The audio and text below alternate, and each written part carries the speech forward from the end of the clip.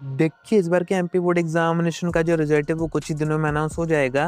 मैंने आपको बताया था कि एमपी बोर्ड की तरफ से 90% तक काम पूरा हो गया है, बस नोटिस आना बाकी है जिसमें कि आपको डेट एंड टाइम बता दिया जाएगा, देन आप सभी चेक कर पाएँगे। पर कई बार ऐसी भी कंडीशन हो जाती है कि जब भी आप अपना रिज़ल्ट चेक करेंगे, हो सकता है आप खुद ही शॉक हो जाएँ। हो सकता है आपने जितने नंबर का पेपर किया हो, जितने मार्क्स आपके आ रहे हों, उतना एमपी बोर्ड आपको शो करे ही ना, क्योंकि ये कंडीशन कोई नई नहीं है। प्रीवियस सेशन में काफ़ी सारे बच्चों के साथ ऐसा हो चुका है एंड बच्चे हो जाते हैं काफ़ी ज़्यादा पैनिक कि हमने तो काफ़ी अच्छा पेपर किया था, हमारे इतने कम मार्क्स कैसे आ सकते हैं। तो ऐसी कंडीशन में आपको क्या करना है, वही मैं आपको इस वीडियो में बताऊँगा, क्योंकि एमपी बोर्ड की तरफ से ऑप्शंस आपको कुछ दिए जाते हैं। मैं सेकंड बोर्ड एग्जामिनेशन की बात नहीं कर रहा हूँ, वो तो बात की बात है। यहाँ पर आपको रीचेकिंग, रीटोट एंड आंसर बुक जैसे ऑप्शन दिए जाते हैं।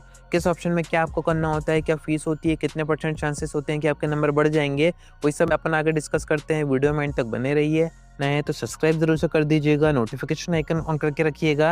एमपी बोर्ड की सारी अपडेट्स आप तक टाइम पर पहुँच जाएँगी। अब देखिए, फर्स्ट में आपको एक ही एडवाइस दूँगा कि जब भी आप सभी का रिज़ल्ट अनाउंस हो तो आपको शांति से पेशेंस रख के चेक करना है, एकदम से हाइपर नहीं होना है, क्योंकि एमपी बोर्ड की तरफ से भी कई बार मिस्टेक्स हो जाती हैं। काफ़ी बच्चे क्या करते हैं, उनको पता होता है कि हमने काफ़ी अच्छा पेपर किया है, वो काफ़ी बड़ी एक्सपेक्टेशन रखे हुए होते हैं कि हमारे तो 90% आएँगे, 95 वो परसेंट आएँगे, पर एकदम से उनके जब 70-75% आते हैं, तो वो हो जाते हैं काफ़ी ज़्यादा शॉक। ऐसे में सेकंड कंडीशन ये भी हो सकती है कि जिस बच्चे के कम नंबर आ रहे हो सकता है उसके काफ़ी ज़्यादा अच्छे नंबर आ जाएँ, उम्मीद से ज़्यादा नंबर आ जाएँ। इस कंडीशन में कोई दिक्कत नहीं है, पर दिक्कत ये है कि एक्सपेक्टेड से कम मार्क्स वहाँ पर अगर आपको दिखते हैं या फिर 1-2 नंबर से आप फेल हो जाते हैं, तो ऐसे में काफ़ी ज़्यादा डिप्रेशन या फिर काफ़ी ज़्यादा टेंशन हो जाती है। तो ऐसी कंडीशन में एमपी बोर्ड आपको क्या ऑप्शन देता है वो मैं आपको बता देता हूँ। सेकंड बोर्ड एग्जामिनेशन तो होंगे, उसमें आपको दोबारा एग्जाम देने पड़ेंगे, तब जाके आपके मार्क्स इंप्रूव होंगे।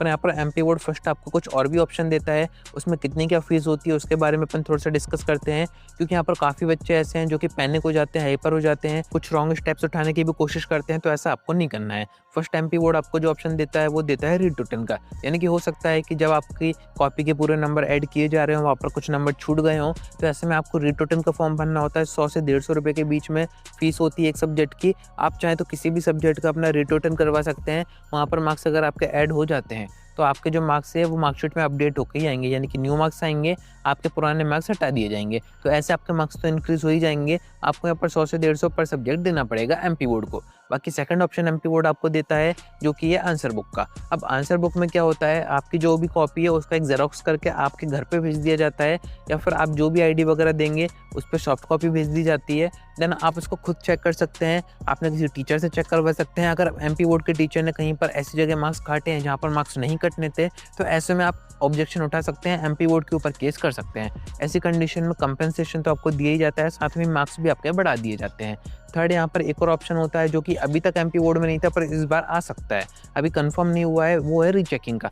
रीचेकिंग में आपकी जो कॉपी है बोर्ड एग्जामिनेशन की दोबारा से कोई नया टीचर चेक करेगा, उसको पुराने मार्क्स सारे हेड कर दिए जाएंगे, उससे कहा जाएगा कि दोबारा से इस बच्चे की शुरू से कॉपी चेक करनी है, फिर कितने मार्क्स आते हैं, अगर बढ़ते हैं तो आपको आगे बता दिए जाएंगे, कम होते हैं तो भी आपको बता दिए जाएंगे। रीचेकिंग में नुकसान ये होता है कि मार्क्स आपके कम भी हो सकते हैं, जबकि अगर आप रिटोटन करवाते हैं तो उसमें मार्क्स आपके अगर कम होते हैं तो उस पर कोई इफेक्ट नहीं पड़ता है, बढ़ेंगे तो ही शो होंगे, कम होंगे तो कोई इफेक्ट नहीं पड़ेगा, जो पुराने मार्क्स है वही रहेंगे। रीचेकिंग में आपके मार्क्स कम भी हो सकते हैं, बढ़ भी सकते हैं, 50-50 इसमें रहता है। बाकी सबसे बढ़िया ऑप्शन है आंसर बुक का, आपके पास खुद की अपनी कॉपी रहेगी ज़ेरॉक्स, अपने टीचर से चेक करवाइए। अगर कहीं पर जेन्युइन एमपी बोर्ड की तरफ से कटिंग की गई है तो ठीक है, बट अगर बिना किसी रीज़न के एमपी बोर्ड की तरफ से मार्क्स काटे गए हैं, ऐसे में आप ऑब्जेक्शन उठा के केस करके अपने मार्क्स इंप्रूव करवा सकते हैं। इसकी जो फीस होती है वो भी 150 से 200 के बीच में होती है एक सब्जेक्ट की। आप अपने मन चाहे सब्जेक्ट की कॉपी अपने घर मंगा के चेक कर सकते हैं। ये तीनों ऑप्शन होगा। रीचेकिंग का ऑप्शन हो सकता है इस बार एमपी बोर्ड दे, कुछ अपडेट्स आ रही थी, कुछ टीचर्स भी बता रहे थे। बाकी रीटोटन और आंसर बुक का ऑप्शन तो आपके पास परमानेंट है ही।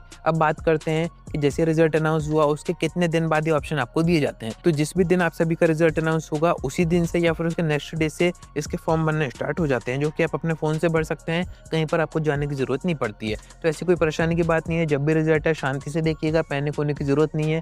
काफ़ी अच्छे नंबर आए तो अच्छी बात है, बाकी कम नंबर आए तो एमपी बोर्ड आपको ये सारे ऑप्शन दे रहा है। इनमें भी अगर आपके मार्क्स इंप्रूव नहीं होते हैं तो एमपी बोर्ड ने फिर सेकंड बोर्ड एग्जामिनेशन आपको दिए ही है, जिसमें आप अपने एग्जाम देके दोबारा से उन्हीं सब्जेक्ट के जिसमें कम मार्क्स आए अपने मार्क्स इंप्रूव कर सकते हैं।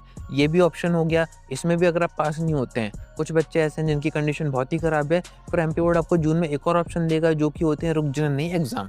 वो फॉर्म आप भर सकते हैं। इसमें नहीं हुए तो उसमें तो आप 100% पास हो ही जाएँगे। तो एमपी बोर्ड में ऐसे घबराने की ज़रूरत नहीं है, पास तो आप 100% हो ही जाएँगे, मौके आपके पास काफ़ी सारे हैं। तो अभी तो यही उम्मीद कीजिए कि सभी बच्चों का जो रिज़ल्ट है काफ़ी अच्छा है। जैसे ही नोटिस आता है वो मैं आपको वीडियो के थ्रू बता दूँगा, कनेक्टेड रहिएगा। आज की वीडियो में इतना ही। कोई डाउट आता है कमेंट करके पूछ सकते हैं या फिर आप डायरेक्ट मुझसे इंस्टाग्राम पर डीएम करके बात भी कर सकते हैं।